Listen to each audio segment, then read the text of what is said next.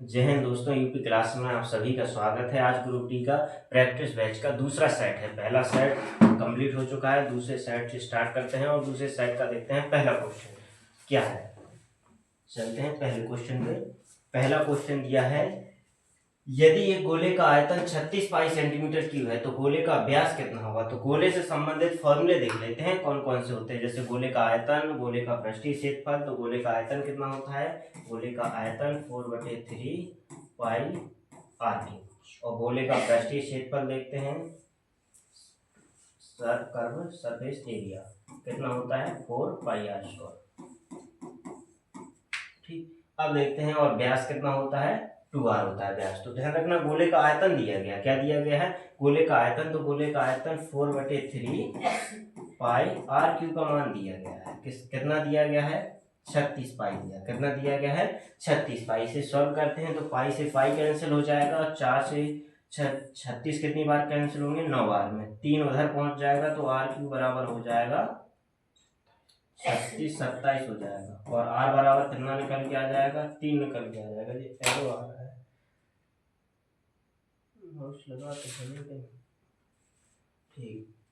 तो गोले का व्यास चाहिए, तो यदि त्रिज्या 3 सेंटीमीटर है तो गोले का त्रिज्या कितनी होगी, गोले का व्यास 6 सेंटीमीटर, क्योंकि गोले का व्यास त्रिज्या का 2 गुना होता है। नेक्स्ट क्वेश्चन देखते हैं, चलते हैं नेक्स्ट क्वेश्चन पे। नेक्स्ट क्वेश्चन त्रिकोणमिति से दिया गया है, इसका कंसेप्ट समझते हैं। इसमें दिया है साइन स्क्वायर 22 अंश प्लस साइन स्क्वायर 68 अंश और कॉस स्क्वायर 33 अंश प्लस कॉस स्क्वायर 57 अंश का अनुपात ज्ञात करना है। तो इसमें एक कंसेप्ट समझना कि यदि दो कोणों का योगफल, यदि दो कोणों का योगफल 90 दिया हो, क्या दिया हो, यदि दो कोणों का योगफल 90 दिया हो तो साइन स्क्वायर ए प्लस कॉस स्क्वायर, सॉरी,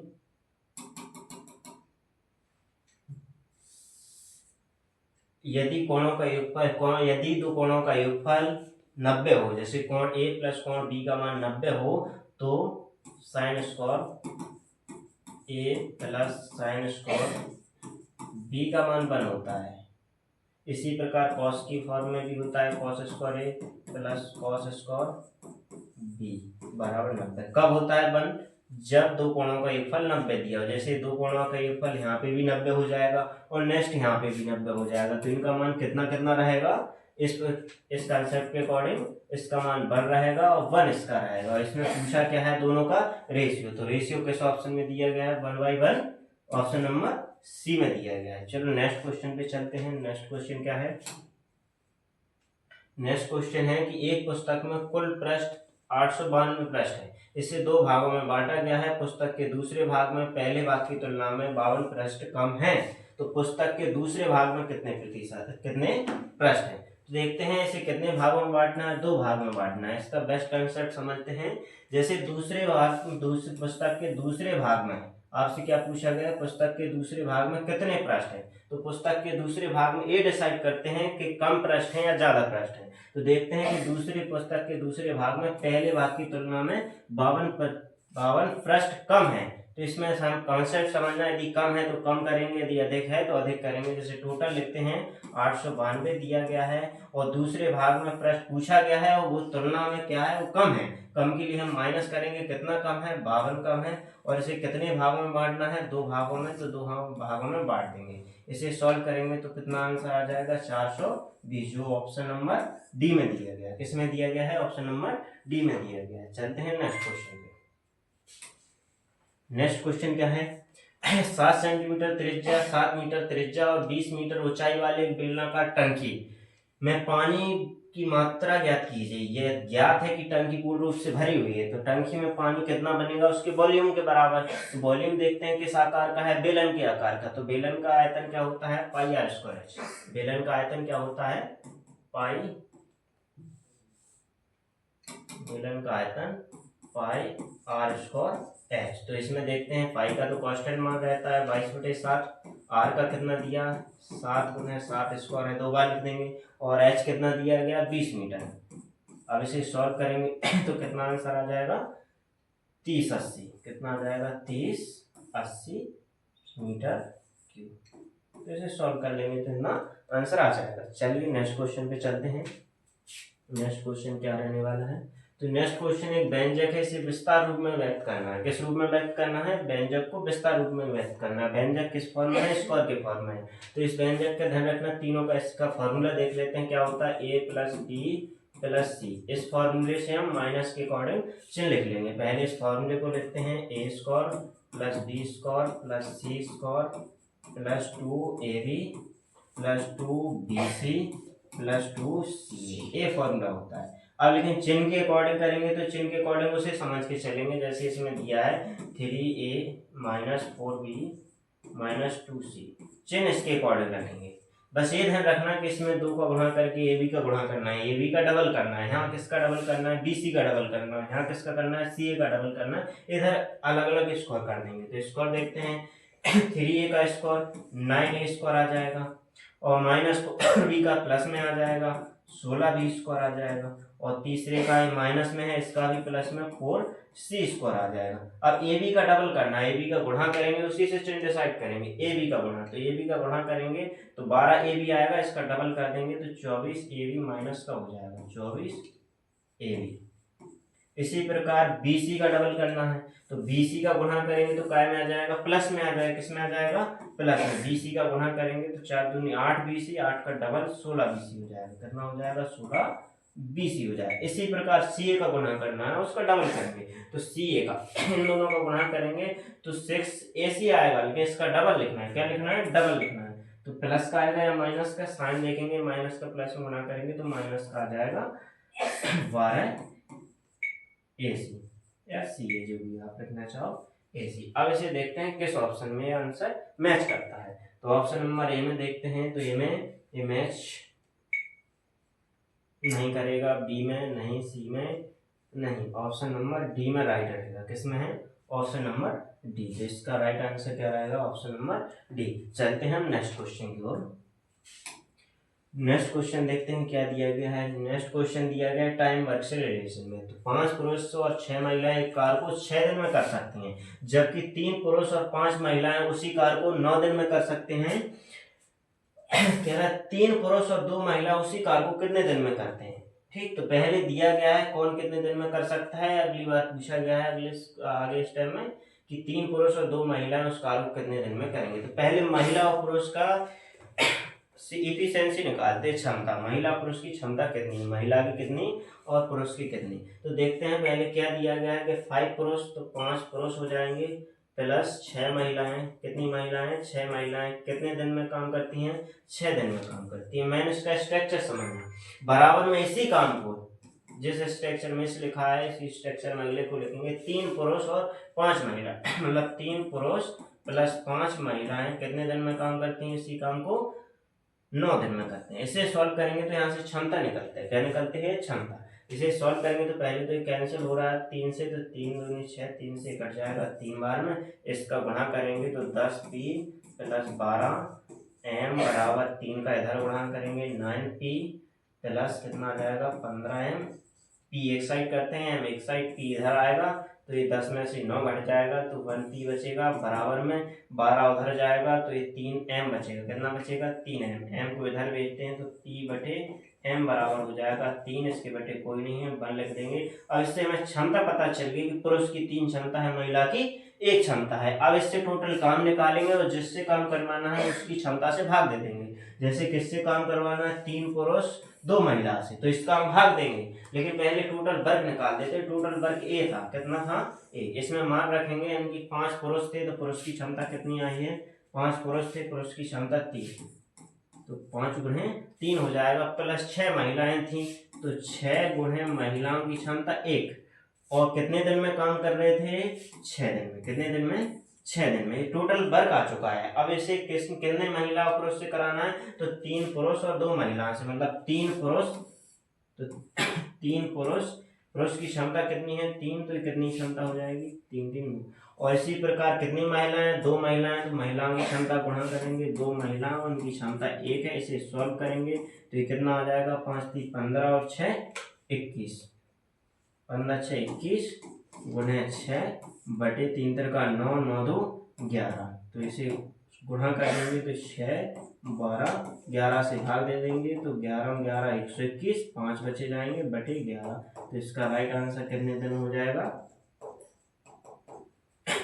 किस ऑप्शन में दिया गया है, ऑप्शन नंबर बी। तो इसका राइट आंसर क्या रहेगा, ऑप्शन नंबर बी। अब चलते हैं नेक्स्ट क्वेश्चन की ओर। नेक्स्ट क्वेश्चन देखते हैं किस पे दिया गया है। तो नेक्स्ट क्वेश्चन दिया गया है प्रॉफिट लॉस पे।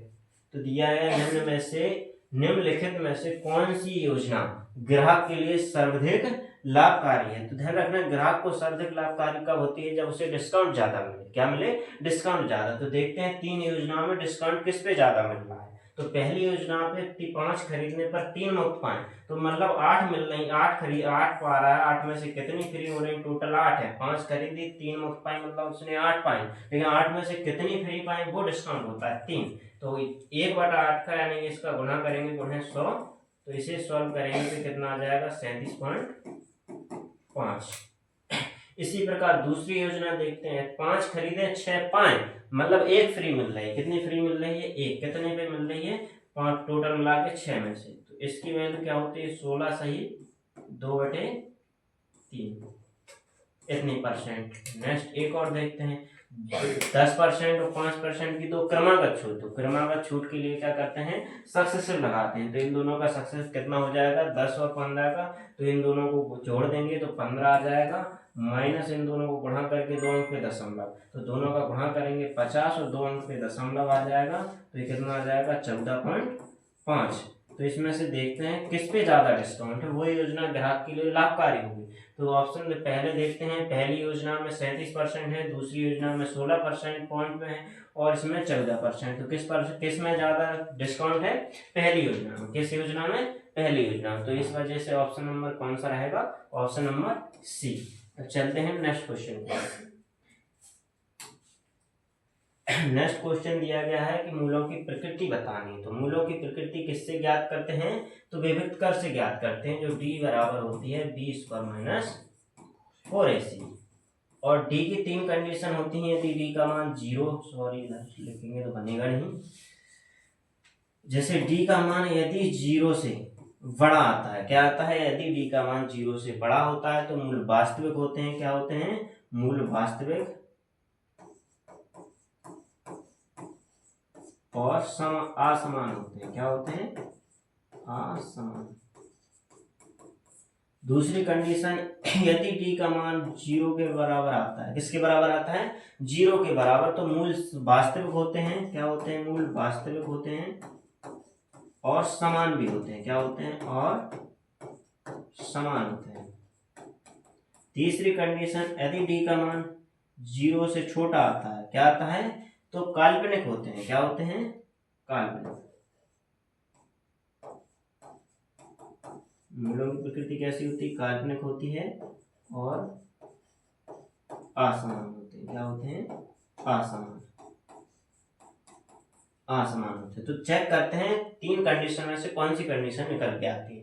इसमें मान रखेंगे तो b का मान, तो तुलना कराते हैं तो ये पहला a का होता है, दूसरा b का, तीसरा c का होता है। तो b का कितना दिया है, 6, तो 6 का स्क्वायर हो जाएगा 36, -4 गुणे ac, a इतना है, c इतना है, तो 5 3 15, तो आ जाएगा 15।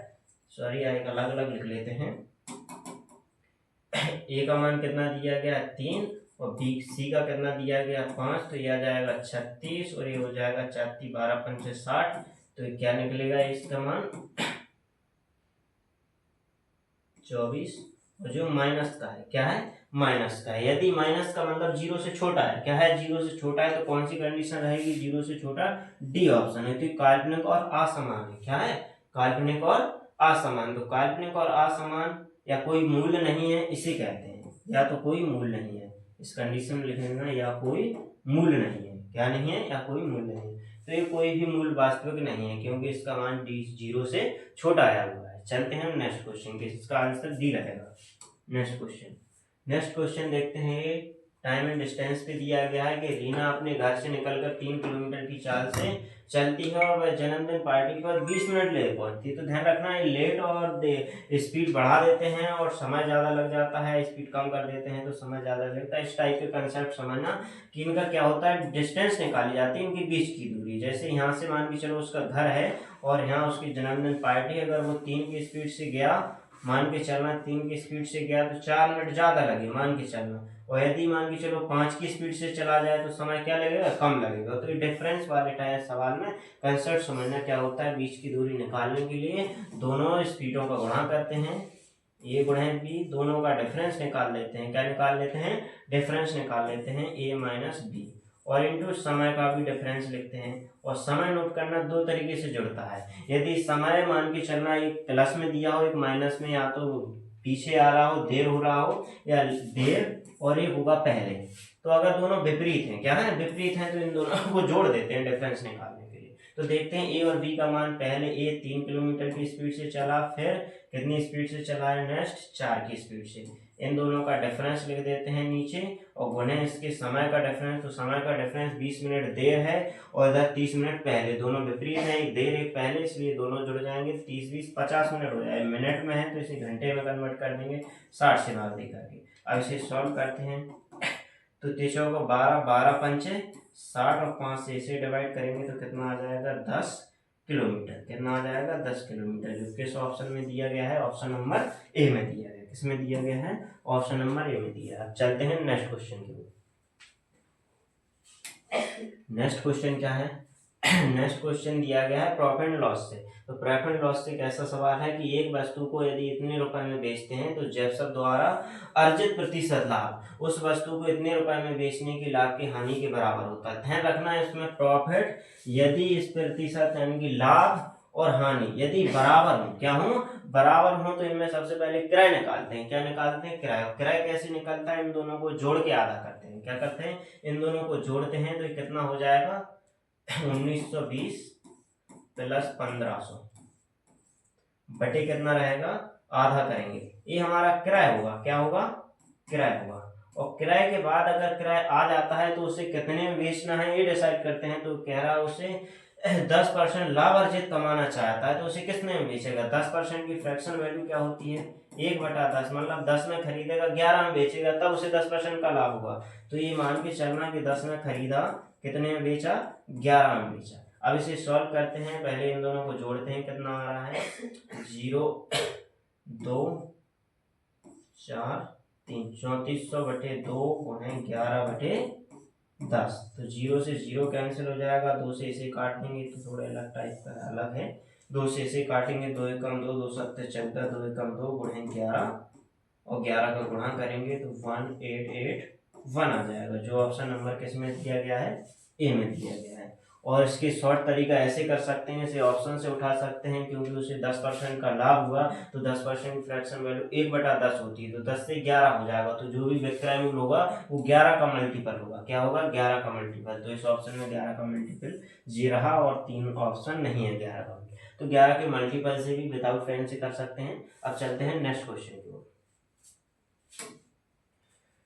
नेक्स्ट क्वेश्चन सिंपल इंटरेस्ट है कि साधारण ब्याज पर निवेशित एक निश्चित धनराशि 2 वर्ष में इतनी हो जाती है और 5 वर्ष में इतनी हो जाती है, तो जबकि ब्याज की दर ज्ञात कीजिए और दशमलव के 2 स्थानों तक। तो ध्यान रखना इस सवाल में ये आगे बढ़ता है, इसे पीछे ला करके इसके धनराशि निकालते हैं कि निवेश, पहले निवेश कुछ ना कुछ किया होगा वो पता नहीं है, लेकिन वैसे ये पता है कि 2 साल बाद कितना हो गया, 2 साल बाद 1200 रुपए हो जाता है। कितना हो जाता है, 1250 हो जाता है 2 वर्ष के बाद। कितने वर्ष के बाद, 2 वर्ष के बाद। कोई भी धनराशि होगी, पता नहीं वो कितनी होगी, लेकिन ये पता है कि 2 वर्ष बाद इतनी हो जाती है। और नेक्स्ट आगे 5 वर्ष बाद 2000 हो जाती है। कितने वर्ष बाद, यही राशि 5 वर्ष बाद, कितने वर्ष बाद, 5 वर्ष बाद कितनी हो जाती है, 2000।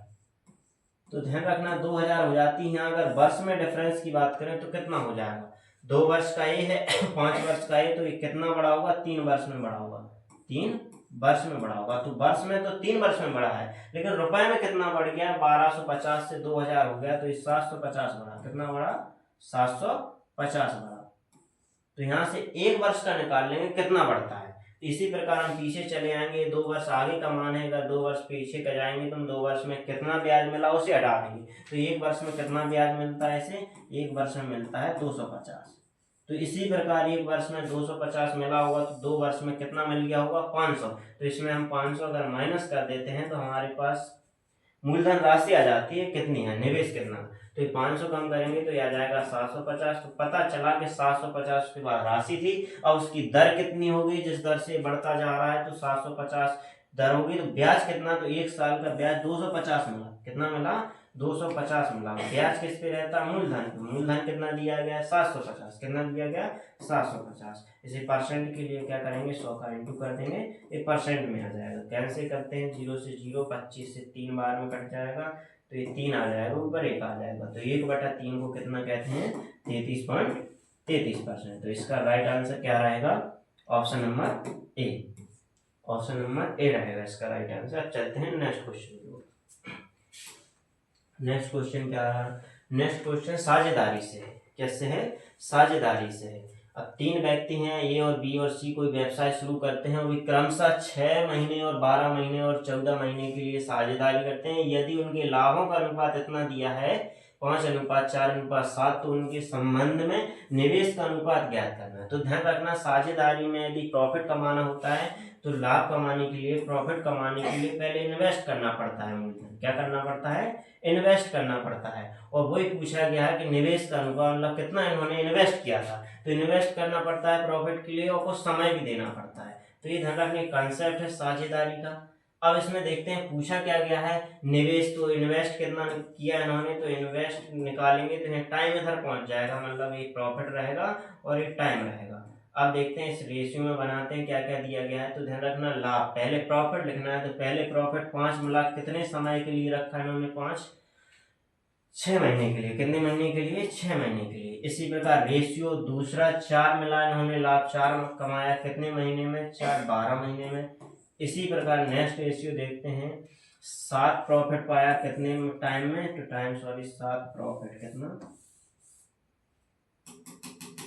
7 प्रॉफिट पाया, कितने समय में पाया, समय दिया गया है 14 महीने। तो इसे ध्यान रखना, ये रेशियो हमेशा फ्रैक्शन में नहीं होता है, तो इसे फ्रैक्शन को बदलेंगे, रेशियो में आ जाए। तो इसको बदलने के लिए क्या करते हैं, पहले इसे छोटा कर लेते हैं। यदि कोई कट रहा है तो उसे काट देते हैं। जैसे 4 से भी कट जाएगा, 4 एकम 4, 4 × 12, ये भी 7 एकम 7, 7 दूनी 14। अब भी ये फ्रैक्शन में है, इसे फ्रैक्शन से कन्वर्ट करना है रेशियो में, तो इसका एलसीएम से गुणा कर देते हैं। तो एलसीएम कितना आ जाएगा, 6। तो यहाँ पे 6 का गुणा करेंगे तो कितना आ जाएगा, 5 रेशियो। इधर 6 का गुणा करेंगे तो 3 से कट के कितना हो जाएगा, 2। इधर 6 का गुणा करेंगे 2 से कट के कितना आ जाएगा, 3। नया रेशियो, अब तो रेशियो में आ जाएगा। तो ये ऑप्शन किस रेशियो में, किस ऑप्शन में ये रेशियो, तो ऑप्शन नंबर ए। तो इसका आंसर क्या रहेगा, ऑप्शन नंबर ए रहेगा। चलते हैं नेक्स्ट क्वेश्चन की ओर। नेक्स्ट क्वेश्चन क्या है, नेक्स्ट क्वेश्चन दिया गया है कि डिजिट दिए गए हैं और इसका निम्न में से किसके बराबर है।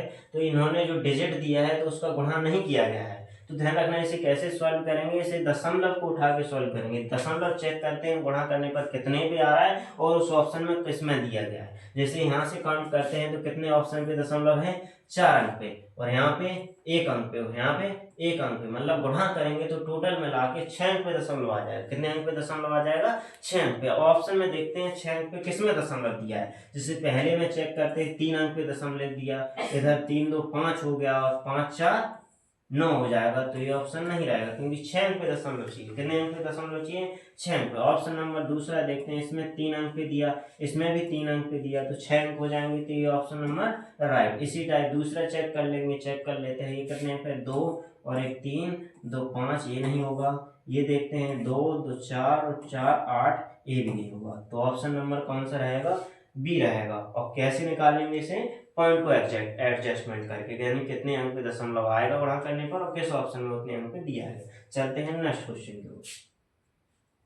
नेक्स्ट क्वेश्चन देखते हैं, दिए गए आंकड़ों की माध्यिका ज्ञात कीजिए। मतलब डिजिट दिए गए हैं, उनकी माध्यिका निकालना है। तो माध्यिका निकालने के लिए सवाल को सबसे पहले आरोही क्रम में व्यवस्थित करते हैं। डिजिट, जितने भी डिजिट दिए हैं उसे आरोही क्रम में व्यवस्थित करते हैं। पहले सबसे छोटा अंक, सबसे छोटा इसमें कौन सा दिया गया है, 11 दिया गया है। फिर 11 के बाद कौन सी संख्या है, 15 है। 15 के बाद कौन सी संख्या है, 16 है। 16 के बाद कौन सी संख्या है, 17। 17 के बाद कौन सी संख्या है, 22। 22 के बाद 17 के बाद एक 18 और रह गया, नोट करना। और इसके बाद क्या है, 22 के बाद दिया गया है 33। और 33 के बाद कौन सा दिया गया है? 33 के बाद दिया गया है आपका 51,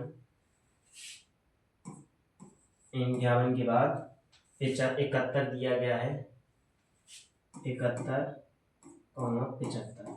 तो ये डिजिट देखते हैं कितने हैं। तो माध्यिका हमेशा बीच में रहती है। यदि बीच में कोई 2 अंक मिल जाए, यदि एक ना मिले, तो उसे दोनों को जोड़ के आधा कर देते हैं। काउंट करते हैं कितने डिजिट हैं। 1 2 3 4 5 6 7 8 9 10।